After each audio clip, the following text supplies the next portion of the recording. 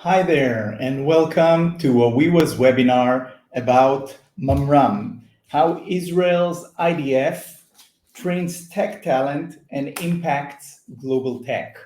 Thank you for joining us today for this webinar with three distinguished Mamram veterans. So first, just to tell you a bit about Wawiwa, the host for this webinar. At Wawiwa, we are reskilling the world to tech. Wawiwa is a tech education provider from Israel, the startup nation, which bridges the tech skills gap by establishing local tech training centers and programs with partners around the world.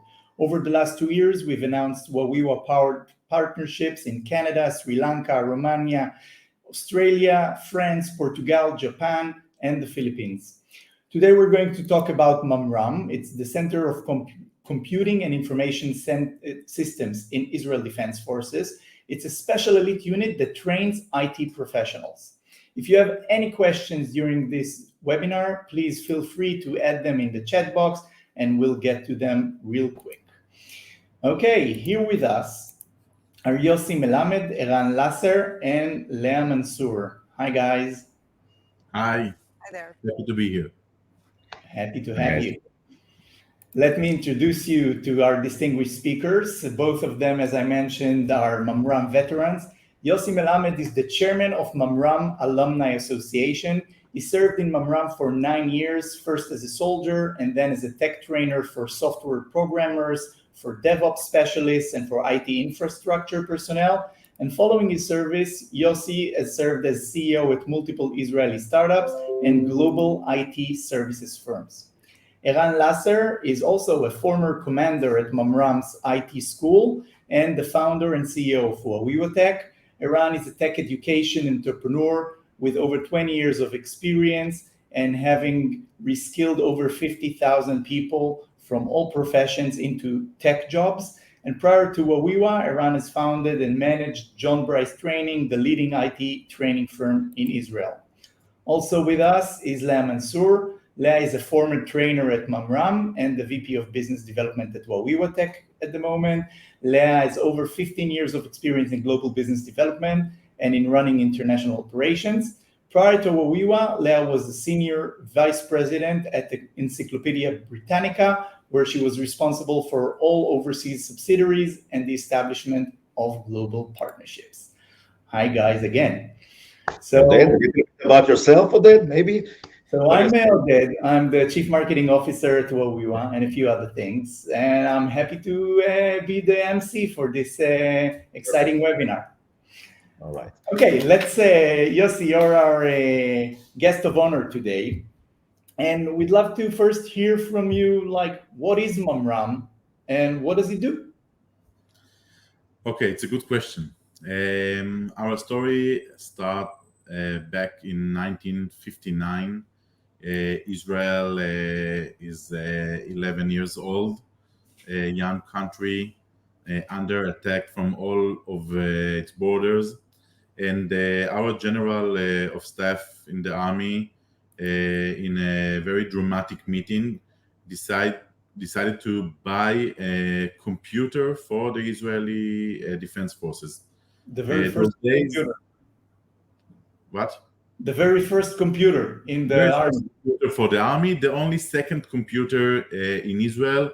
Till then, we had only one computer in one of the universities, which provided the service for the army only on the night shift.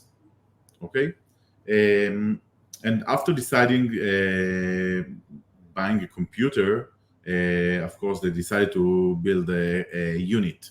Okay, so then they decided to establish Mamram, which is the first unit in the army dealing with computers, starting with buying a computer in the US, bringing it to Israel, start working on that, developing IT systems.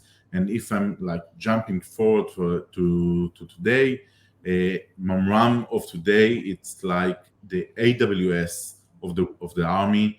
It's a computer data center providing connectivity and infrastructures and cloud systems to all of the units dealing with computers in the army. So you have like many software developed on those infrastructures. You have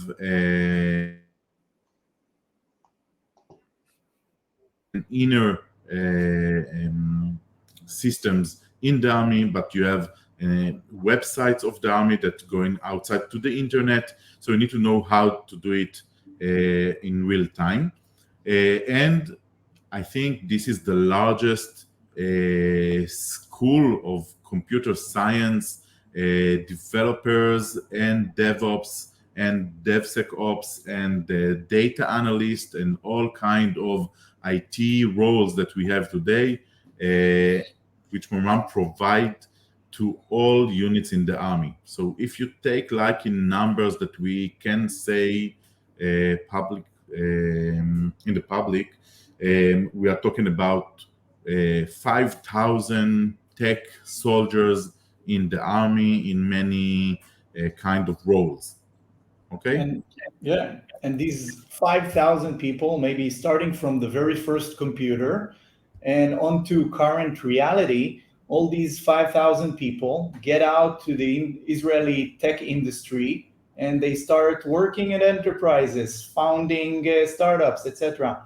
What have become of these 5,000 tech soldiers that served in Mamram? How did they impact the Israeli high-tech ecosystem? It's amazing question, because people cannot understand outside of Israel, of course, cannot understand what's so unique in Israel that makes it like it's a startup nation or something like that. But we need to understand how people get into the army and become developers. Okay, so we take people, students from high school at the end of high school, age of 18. Of course, they don't know nothing, and even if they did something in high school with computers, it's not really professional study. We take them into the army and bring them, like in 6 months, we teach them and give them all the skill set they need to become, let's say, a full stack developer. Okay? This is really nice, not very unique. Do these 18-year-olds, boys and girls, obviously in Israel, army service is mandatory. And do they come from certain regions, from certain socioeconomic status with tech backgrounds or not, as you mentioned? We're not taking under consideration if they have tech background or not. We just check the potential. Okay, if they have the skill to think, to analyze, and to create. Okay, and if they do, we take them into the course. Then they have 6 months course, very intense, from 8 a.m. to 10 p.m. For very long hours in front of the computer. Maybe we'll talk later about the course, but what I'm trying to say here is that you take someone of age of 18 and a half and you put him in real production teams, and he's really developing real features in real systems. He's not a student anymore. The moment he finished the course, he starts working. So at the age of 18 and a half until the age of 24, they have a lot of experience. Okay, it's not more, it's kind of experience, not only with the tech codes, it's not only writing the code into the system, but you need to understand a production environment. You need to scale with thousands of users that working in real-time systems, which usually their demands is very high and they need to work 24/7. Okay, so after that, finishing the first part of the service, which is for developers in the army, it's 6 years. Okay, not only the 3, which is mandatory. Then you go out from the army. Okay, in the age of 24, you can really start building your own startup or working in enterprise, because you already did for many years. So they go out with huge experience and great mindset of entrepreneurs and start working in their civilian part of life. Okay, so this is what's unique in the Israeli ecosystem, because we have people are very young. 24, it's really young. and they have, they are ambitious. They want to success in life and everything. So they start trying. So first startup will be at the age of 24, 25. Amazing. And Yeah. can you name some of the startups or companies that were built by Mamram Alumni. graduates? Yeah, so maybe some statistics. Okay, we know that Mamram alumni starts something like 100 startups a year. Wow. Okay, which is a lot. Every startup that starts with if one of the founders is Mamram alumni, they get from us a startup package with credits for AWS and Microsoft and Google, for Monday for free for 1 year, or things like that. So we know that we have like a track of all startups that start with our alumni. If we need to give some good names, you have CyberArk, established by Mamram alumni. You have Tabula. You have Matrix, one of the biggest. It's the biggest IT company in Israel. You have John Bryce that you mentioned earlier. There are many unicorns. 25% of the unicorns in Israel are of Mamram alumni, like Honeybook, etc. So we are practically all over the place. And how do maybe Mamram is all serves as you mentioned the AWS of the army. It stores a lot of data. It it manages the communications between different bases and different units. But it's also, as you mentioned, the largest training school for IT in Israel. So let's talk maybe about the Mamram methodology. How does it work? How do you take people fresh out of high school and make them programmers or DevOps engineers or cyber warriors? Well, I think first of all, I had the lecture yesterday, and someone told me because everyone is doing like boot camps today, so they asked me, when did it start with the boot camps idea? So I said practically in 1960, the first boot camp in Israel was in Mamram, because we couldn't wait for people to go and do a computer science degree in the university, which takes 3 years. They needed people now. So what they do, or what we did, it's like taking 6 months. We chose only the things that it's really important for the practical day-to-day needs in the army, and we defined 6-month course, which give you the maximum that we can give you. So the day after, you can go into the unit, open your computer, and write your first code. Of course, there's much more to learn and to know, and it's amazing to do the bachelor degree, okay? But you don't need it to start working. So 6 months, when we choose, if you take the numbers, 1 of 20, okay, in the examination that we do before the test, we're not checking if you have tech knowledge. We just check if you, as I said, if you can think, if you can analyze, and if you can create things. Okay, and if you have those 3, it's amazing. We want you to start working with us. We will teach you from the base to the top. Amazing. So essentially you reverse engineer what is needed for the army and you put it into a boot camp. But today, 6 months for a boot camp is not something that we see around, right? People can stick around for 2 days or 3 weeks, but like 6 months is a lot. Maybe that Eran, Leah, and me, we did like the six month course, but I must say it's much more than 6 months, because you are studying from 8 a.m. to 10 p.m. Then after that, you're going to your room, and then you have like more 2 hours to do some homework, and you need to go back to learn again, maybe things that you didn't understand very good or something like that, because you need to go tomorrow to the class again, and there is much more things to study. Okay, so if I'm comparing it to I don't know a normal course experience, like something more to similar to 10-month course, which is very long and intense, but you can do it with people of age of 18 right after high school. Maybe it's more difficult to do it when you are, I don't know, age of 28 or 30. Yeah, Yeah. but Yossi, you have to remember, and we have to, I think, admit that Mamram has the ability to take the 1% of the population, right? Don't forget, right?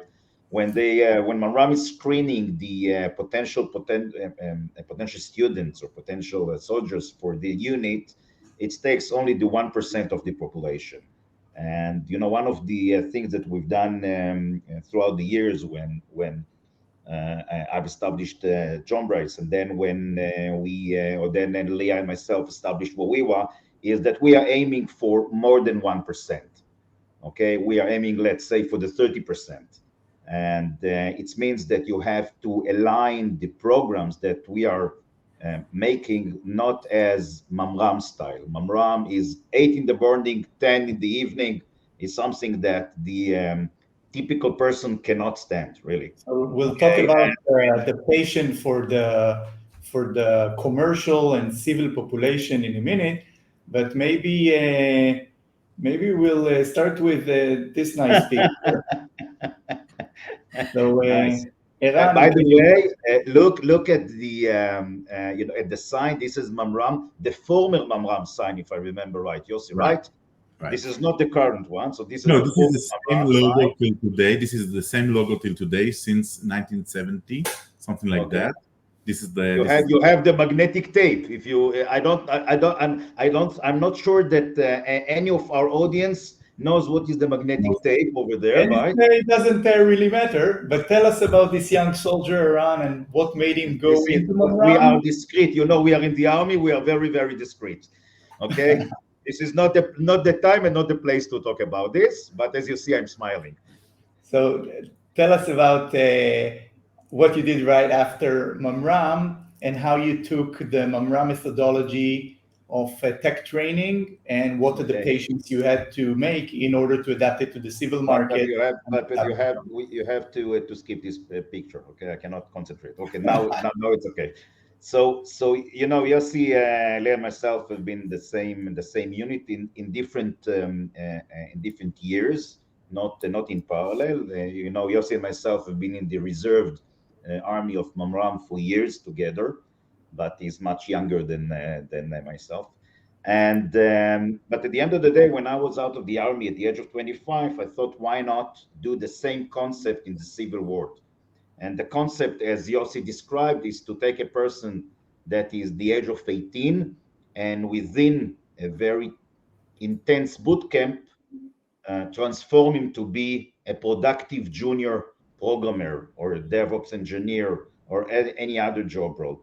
And what we've done, me and my partner at that time, Ziv, was that we've established job-based training, which actually offer reskilling programs for individuals, and the same concept as Mamram does.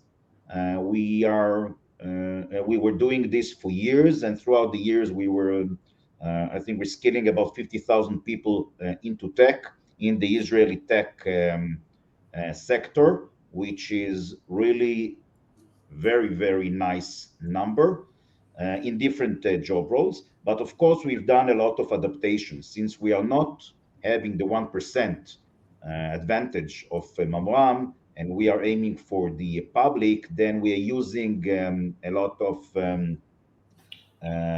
tests, acceptance tests that we are using to see if a person is suitable to be a junior programmer. Maybe doesn't have any logical abilities.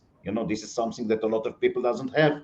Okay, he can be an amazing UI UX specialist, but not a programmer. So what we are doing, we are doing some kind of a career consultancy. Okay, which kind of job role is relevant for this specific individual? Then we are not a big favor of the bootcamp itself concept, because the boot camp concept is suitable for a person who has the ability to learn full days every day. And we prefer to do this as a part-time, twice a week in the evening. This is something that a person that is not in the age of 18, but at the age of 24, 25, 27, maybe 30 can bear. And then we have doing a lot of job placement and employability help for these graduates that we have, because what we are trying to emphasize is the employability feature. And of course, the basic and the most important part of the program is the hands-on experience. And this is part of the methodology that we've adapted from originally from Mamram. In Mamram, it was called Telem. In our company, it's called Jet Design. And we have adapted this, and it's the same reverse engineering concept of that you've described, that takes the most important parts of the job, doing a lot of hands-on experience, so the graduate can demonstrate a real work experience for the potential employer. This is it in a nutshell. Leah, maybe you want to add some more on this, but I think this is in the nutshell what we've done as the adaptation. And Leah, maybe how did you get to Mamram? And today, a few years after, you can also share that you have 2 kids in Mamram. So what is it in this elite unit that attracted all of the Mansoor family? You weren't even Mansoor back then, By the way, I have none in this unit. Okay, Yeah, it means a lot about my family, right? Yeah, people would think it's nepotism, but it's not. I actually wanted to be a singer and did not want to be a developer. Although I have to say that in my background, I was lucky enough that I studied in a high school, in one of the first high schools that were teaching computer science. And actually, I was one of the first experiments of Mamram taking graduate from high school that went into a diploma degree. So we continued for another year of studying and got actually a diploma of computer technician, if you want to call it like this. Within the army. Or it was done as part of the school system, as part of higher, kind of an advanced education in after high school, but it was done at that point under the wings of the army in these experiments. Again, as I said, we were the first experiments of this in the army, and the entire class that went into this 13-year, then was joining Mamram. For a bootcamp style program, this time not 6 months, but only 2 months. We were lucky. We did not need to go through the 6 months because we went through some kind of education in the civil market, if you want to call it like this, in high school. And this is how I found myself eventually in Mamram and stay there as an instructor and continue later on. So that was my own experience. I have to say that my kids were not planning to be also in the computer industry. The army is doing different, as Yossi mentioned, they're doing different examinations and different assessments, and they were selected. And actually, they went into 2 different job roles. My daughter, she went into QA. QA engineering is another job role, very different from development, but still under the technical job role. My son just joined the army and he finished a full stack development program. But again, they went through some kind of a selection process, which is open to everyone. And many of our audience, are from outside of Israel, and they're not really familiar with the concept of women serving in the army. Maybe you can share, your experience as a female soldier, then a female commander, and then a woman in the high-tech scene in Israel and abroad. What does it feel like to be in Mamram as a woman? Well, feels right. I want to say that when I joined Mamram, as I said, I was lucky coming from high school. And in high school, we were divided 50-50. So I did not feel that there was any gender issue when I joined Mamram. And actually, when I stayed at Mamram as an instructor, I started seeing that, of course, some of the some of the programs were offered more leaning towards male and less female. Although, again, I think that during the courses, even those days, you could see quite a lot of females. And actually, I was only hit with the reality, which is somewhat a sad reality of women in technology, when I was when I transitioned to the Air Force. And joined one of the units there after I finished my tenure as an instructor. And I joined a unit where most of it were graduates from university. And at that point, most of the graduates from universities that joined the Army were male. And I was actually the only. In tech profession, in aviation, in science department. And I was the only female in my team. Which, again, I did not feel weird about it, because I think that I was serving as a professional developer in that unit, and I brought a lot of experience from my studies in Mamram and my teaching and my instructor experience. And actually, I felt very, very good because I earned my position by doing my job and doing my job really, really well. I think that when I left the Army and I joined various companies, always somewhat related to technology, even although today I'm not a developer myself, but I'm actually in business development, it was always in the market which serve or use a lot of technology. This is when I started seeing how this pyramid is getting thinner, and the air gets thinner as we go higher in the ranks, and there are less women in technology. I have to say that these numbers are completely different today. I think that Yossi can actually say that we are now in the golden age in Mamram when it comes to the three leading figures in the top ranking are women, right, Yossi? This is the current today's Mamram. Yeah, it's which is a pleasure of seeing that. Right.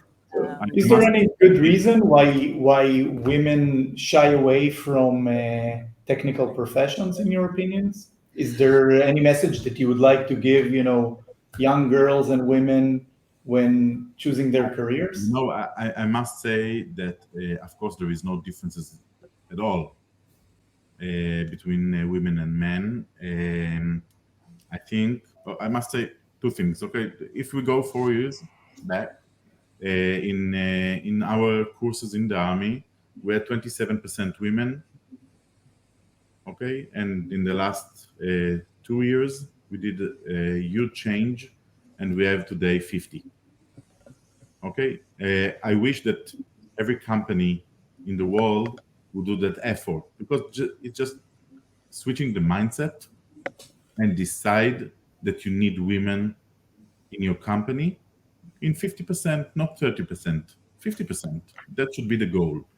Now, what they did in the Army before the developer course, there is another one only for women, which is much more than a technical course.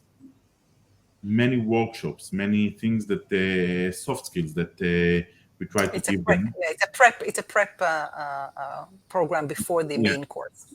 Yeah. Which gives them the ability, or give them I don't know how to say it, ביטחון עצמי. I think it's the issue of confidence. I wanted to say it's not a question of ability. Confidence, self-confidence to do the course and to end it with the top rate, and not just to do the course. We want them to be the best of the best. And I wish that if we see now 50% women in the course, and of course at the end of the course, we want to see 50% women in any place. And any management team, not only as developers. We want them to go high as possible, like men. And I think it's mindset. Yeah, I think it's exactly that. I think it's a mindset. I think this is giving as young as possible the confidence to girls, not women, that they can study math in high degrees and they can study computer science. We see that today. 50% of the kids who go to higher math in high school it's 50% girls and 50% boys, but still in computer science, even in high school where you can study computer studies, we only see 30 or 35%.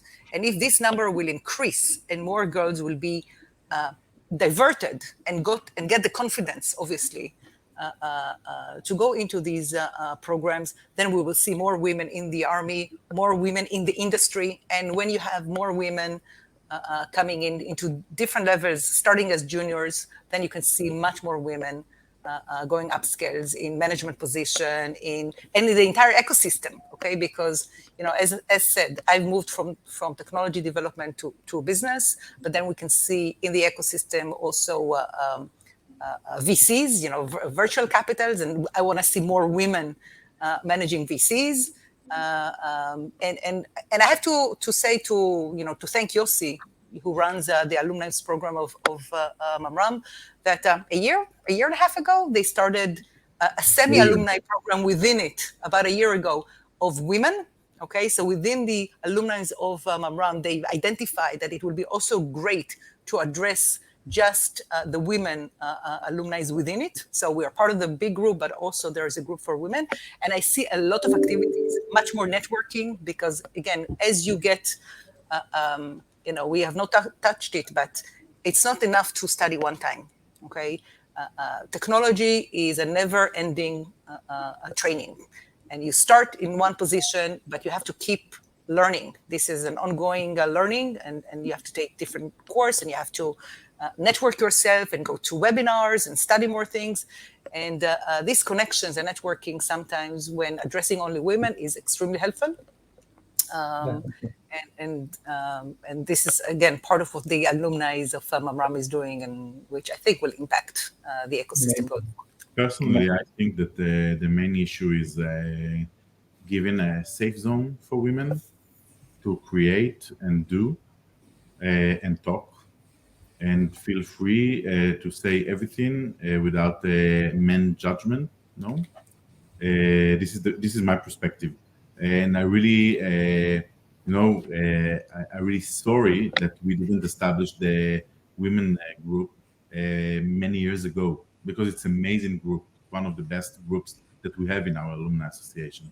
Yeah, we're very active. But I also want to say, Oded, that this is where changes of time makes a difference. I think that COVID-19, in many ways, opened up many, many opportunities, including for women. Because on one hand, it was a horrible disease, right, that attacked worldwide and everyone got impacted. But on the other hand, one of the results we've seen is a shift in the employment terms and the readiness of businesses to have a more balanced work-life balance and the ability to work partially from home. I myself have been working from home or related to home in the last 20 years because I worked for a global company, sometimes out of Chicago, sometimes out of Denver, sometimes out of Israel, always working for a global company. So I worked from my home office for many, many years. So I never got this stress of I have to leave my kids for a whole week, see them only, when they get home at 7 o'clock. And I work very long hours. But this balance that right now, thanks to COVID, I have to say, I think it opened up a lot of opportunities for women. And this is actually a great time for women to get into technology because they will find the employers to be much more accommodating and accommodating. And, you see it yourself also. It's only not relevant just for women. It's also relevant for men who wants to be more involved in the kids' life and raising them. So I think this is actually, all of this combined is just creating much more opportunities for women. And of course, the fact that you still need a lot of talents in technology. There is a huge talent gap of people in technology. Unlimited demand. Yeah. But let me ask you, the three of you are veterans of Mamram, and you've been already ages outside of the army and in the civil market. What do you feel? Ages, don't say ages. Years. Few years. What do you feel, Yossi, Eran, Leah, sticks with you from that very long period of military service at Mamram? What are the things that you feel are the Mamram DNA that you carry with you wherever you go? Maybe I'll start with Eran. He's been quiet ever since I put up his picture as a soldier. No, as Leah is taking the lead, I'm quiet, really. Anyhow, I think that when you're working at Mamram, there are a few things that first of all you've been trained in the program itself, which I think is relevant for all my professional life. The first of them is the ability to learn fast, and this is something that in the program in Mamram they're putting a lot of emphasis on the ability to learn and learn fast. One of the things, by the way, that I'm not sure that Yossi mentioned is that in Mamram Training Center, there is not only the basic program, but there is a lifelong learning activities all over the place. And this is a complement to the ability to learn by yourself. You have a lot of tools that gives you the ability to train yourself, be all the time on the edge of the technology. All the time you need to understand what's going on in the market from the point of view of technology. And this is something that you learn at the age of 18 in the program of Mamram. I think that the second important thing is about commitment. Again, to be in a stressful program that lasts for 6 months, for almost whole day, you have to be resilient and of course to demonstrate the commitment. And the third one, and again, this is something that is been emphasized in the Mamram program. And by the way, we are emphasizing this in our programs at Wawiwa as well, is the teamwork. You are not working alone. You are working as a team member and in a team. And this is one of the most important things that a graduate of the Mamram program knows, that he is not working alone. He immediately is allocated into a team as a junior. He has a mentor. He starts works instantly as a team member, and this is something that is very important. By the way, a lot of the graduates then been promoted to project management and product management roles. A lot of them have these abilities, and then they got the relevant training, and this is what they're doing throughout the years, and then in the civil world as well. Amazing. And Just, sorry. Do you mind? I'll jump in, and I actually want to repeat what Eran said. That I want three. to ask you a specific question. What of these things that you experience or Eran mentioned do we also train for at Wawiwa programs? What do we take from this experience to civil life? Sure. So I think that the first utmost for is the strong foundation for technical expertise. Okay, this is learning of the actual job role. Okay, what it is required, relevant to the industry, hands-on experience using cutting-edge technology. So I think there's no other way of learning without doing. Okay, and this is one of the things which I keep saying, even in our own programs, when it's 30% teaching and 70% hands-on, you have to do the work. Okay, we've taken this strongly from Mamram, and I strongly believe in this. With the mentor, with the instructor-led, this is not just a self-paced, do-it-yourself. Again, learn by doing. Learn by doing. So I would say that this is the number one thing that I've taken from my experience to Mamram, and I'm glad that we are taking it forward in our programs. So that's the foundation of technical skills. The second thing I would say that in Mamram, they foster the culture of, again, teamwork, leadership, problem solving. These are the soft skills. For any profession, there are required soft skills, and you cannot just learn the technical elements of the profession. you have to embed and use the soft skills required. And it's not the exact same soft skills in one profession to another. Data analyst and cyber analyst might have different requirements than a developer or a QA engineers. Okay, but you have to embed the soft skills, right, in the learning. So for me, I've taken from Mamram, from my own education, the need to have effective communication, of course, the adaptability to solve problems. All of these are relevant not only for my technical work, but also for my business world. And I think it's relevant as well. And the third one is the mindset of continuous education. I think this is very important to understand that the learning is a journey. Okay, you start at one point, it's a never-ending journey. And you have to continue to evolve yourself and know what is happening, stay connected with people. So being connected to the alumni, being connected to the industry, in order to adapt yourself to the changes. Today we're seeing, the world is going through another, I would say, tremendous changes now with the AI coming into the picture, and that might affect the job roles as we see it today. And different webinar, Leah. Different I know webinar. it is a different webinar, but I'm saying you have to stay connected. You cannot ignore and say it's not going to touch me. Okay, you have to embrace the changes, and you have to go with the flow and be part of it. And I think that this is something that in Mamram they foster a lot. Throughout the service. It's not just in the program, but it is embedded throughout the service. Even as a trainer, the fact that they move me from being a trainer and then being deployed in a unit and then going back to train again and then again to the unit, this is part of the logic. Adaptability and lifelong learning. And I strongly believe in that. So I would say that these three elements, we embrace them when we do our programs right now internationally, and I strongly believe in them. They have a great effect. Great. And Yossi, you've committed a major part of your life as a volunteer, as in managing Mamram's Alumni Association.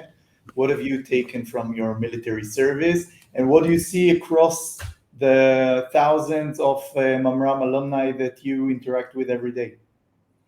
Okay, so from my perspective, I want to mention two things because Eran and Leah say many things. But the first one is the courage to try and fail. I think it's really important. Because can you fail as a soldier in Mamram? You take the most excellent soldiers out there. You mentioned 1% of the population, and you let them fail. We must give them the option to fail, okay? Because then you can study and you can learn from your failures, not only from other successful activities, okay? I think it's really important, and I think that in our Army computer units DNA, it's basics, because we give them in a very early stage and early age the ability to do very important stuff. So the soldier in age of 19 can argue with his commander, I don't know, of age of 45, 50, about what is the right architecture of the system, what is the right thing to do. And by the way, he might be the right guy, and he might be right. Even because just he read the last article published in the internet about something, and bring a new idea how to do stuff in the systems.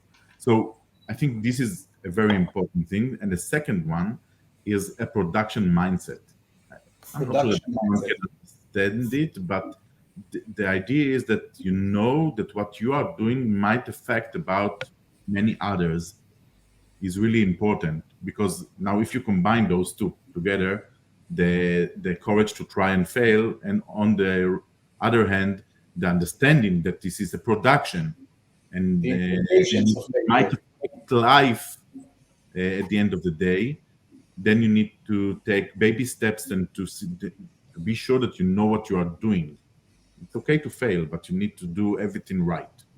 So this is when I look on that. adding it to Eran and Leah list. This is a major issue in our DNA.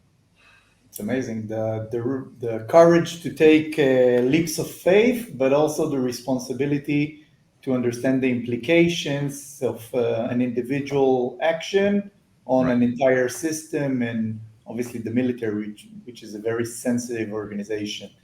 Yossi, tell us about the alumni organization. What are you doing in your day-to-day? How do you support the alumni? Tell us more about it. I will tell that he's doing amazing things. He will tell you in a minute, but amazing things, really. I just Yossi is wanted to ask amazing. if we have more 3 hours to talk about our alumni association. Wow. The executive briefing. Yeah. And this is really, by the way, everything is volunteering. Really amazing. Thank you. Okay, so we are dealing with 4 verticals practically as alumni association. The first one is brand awareness. We think that it's really important people to know the brand Mamram and what skill set it brings with the people, about our excellency and everything.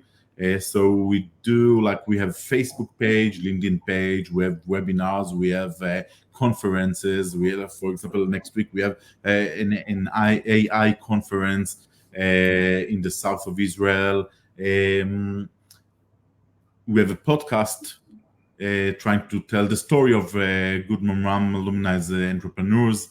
So this is the brand awareness vertical. The second vertical is the entrepreneurial vertical, which we try in our vision to take entrepreneurs hand in hand from the minute they're trying to imagine yourself as entrepreneurs. Maybe you don't have a good idea yet, or a team, or a budget, but you just try to think about yourself as entrepreneur until the minute that you are in round B. So we have like Mamram Seeds, which is a program for people that wants to understand more about how to be entrepreneur, to learn methodology and everything. Then after that, we have Mamram Space, which is our accelerator, which runs twice a year with already 80% of the entrepreneurs try succeed to raise money. Then after that, we have another CTO program, which is very unique. And the last one will be Mamram Growth, which is a new program that we start this year for round A startups. So we try to encourage them to do. We try to help them deal with the challenges, and we try to give them the best of the best networking that we can give them to scale up and quick. So this is the second vertical. Third one is the connection with the army. Okay, we try to give back value after we got much more than just 3 years of service. We had a huge list of skills that we got from our time in the army. We want to give back.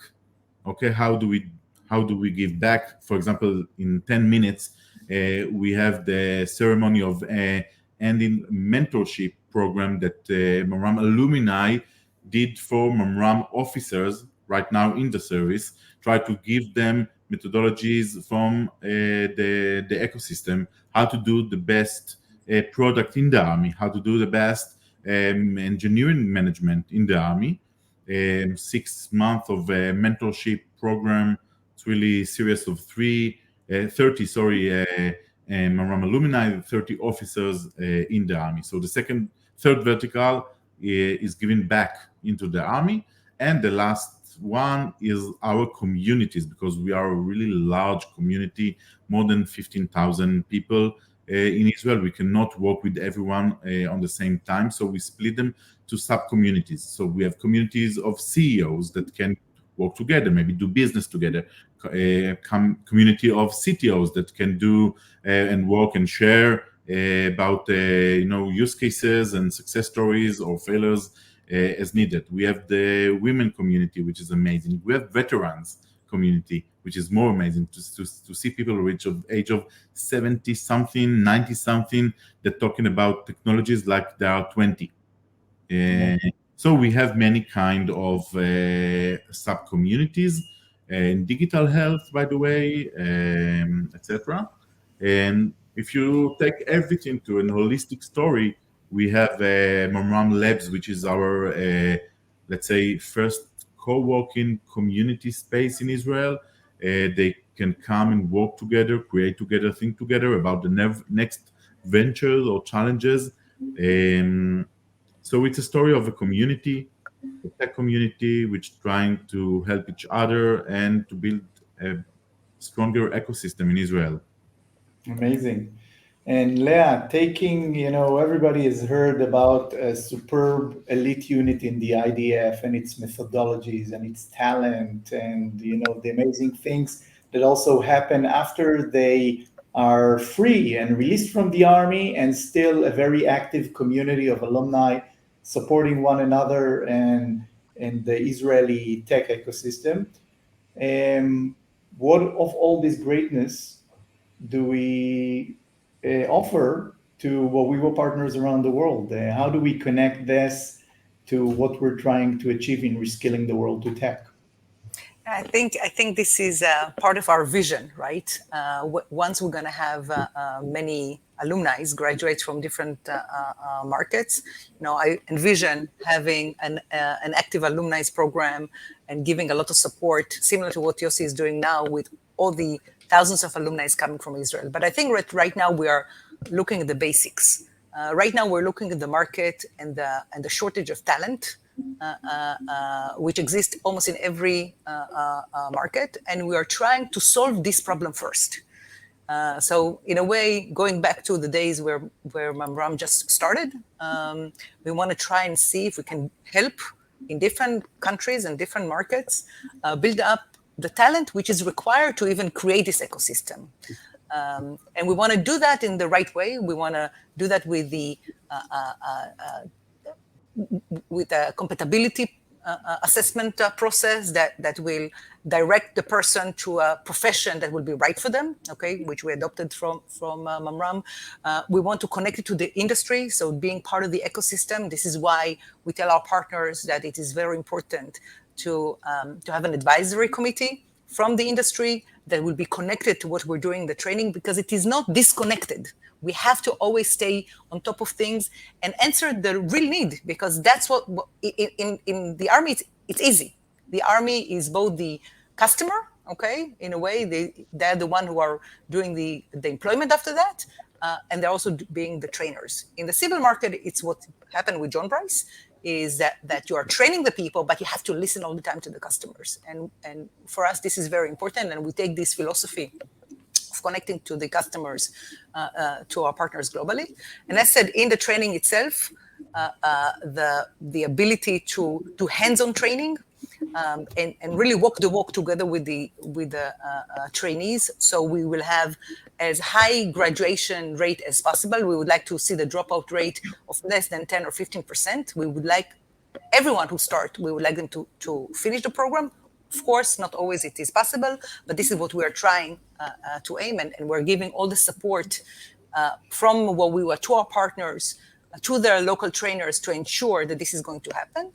And of course, as part of it is the employability at the end, which we, again, everything is connected to the ecosystem. We would like to support the trainees to get into jobs, and we would like to stay in touch with them. We would like them a few years from now to come back, okay, and influence to the benefits of the other graduates. So I hope to be one day in a place where Yossi is today, that we're going to have a rich alumni global community, that we can connect to Mamram graduate alumni as well, but of course alumni from Canada and alumni from Sri Lanka and from Australia, from everywhere that we will operate, and they're all going to be connected to the ecosystem. That's our vision, and we're starting small, doing it market by market, but that's the vision. Amazing. Yossi, first of all, I want to thank you for taking the time to speak with us today and sharing your excitement about this military service in Mamram and the life after. Thank you, Eran and Leah, for sharing your perspectives. And anyone on this webinar, feel free to follow Wawiwa on our social channels on LinkedIn, Facebook, Twitter, Instagram, and now Threads. and to follow the webinar series where we talk about reskilling and upskilling around the world. Thank you, guys. It was Thank an you. amazing lesson. Yossi, thanks. Thank you. Thank you very much, and see you soon.